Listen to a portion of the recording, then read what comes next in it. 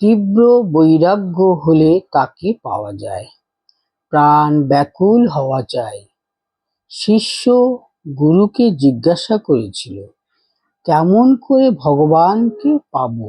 গুরু বললেন, আমার সঙ্গে এসো। এই বলে একটা পুকুরে লয়ে গিয়ে তাকে চুবিয়ে ধরলেন। খানিক পরে জল থেকে উঠিয়ে আনলেন ও বললেন, তোমার জলের ভিতর কি রকম হয়েছিল? শিষ্য বললে, প্রাণ আঁটুবাটু করছিল, যেন প্রাণ যায়।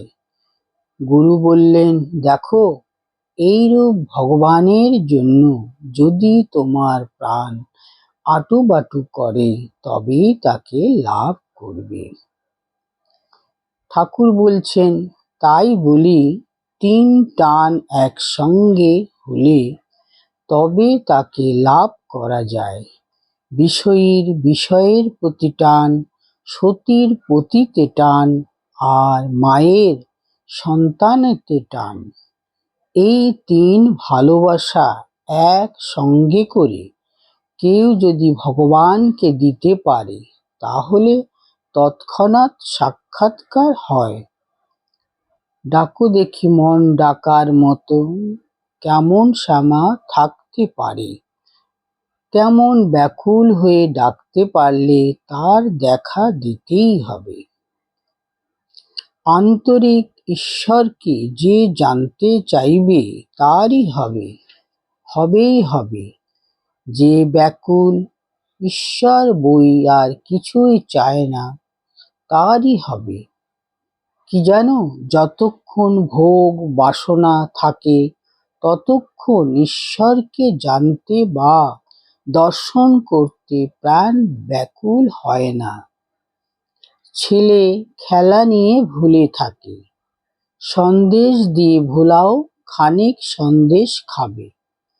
যখন খেলাও ভালো লাগে না, সন্দেশও ভালো লাগে না, তখন বলে, মা যাবো, আর সন্দেশ চায় না।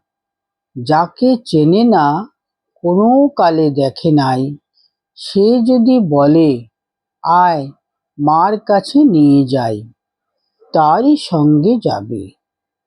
যে কোলে করে নিয়ে যায় তারই সঙ্গে যাবে। সংসারের ভোগ হয়ে গেলে ঈশ্বরের জন্য প্রাণ ব্যাকুল হয়। কি করে তাকে পাবো, কেবল এই চিন্তা হয়। যে যা বলে তাই শুনে। তিনি তো ধর্ম মানন, তিনি আপনারই মা। ব্যাকুল হয়ে মার কাছে আবদার করো, তিনি অবশ্য দেখা দিবেন। তার জন্য কাঁদতে পারলে দর্শন হয়, সমাধি হয়। কাঁদলে কুম্ভক আপনি হয়, তারপর সমাধি। ব্যাকুলতা থাকলে সব হয়ে যায়। ব্যাকুল হৃদয়ে তাকে প্রার্থনা করো আর কাঁদো, চিত্ত শুদ্ধি হয়ে যাবে। জয় ঠাকুর।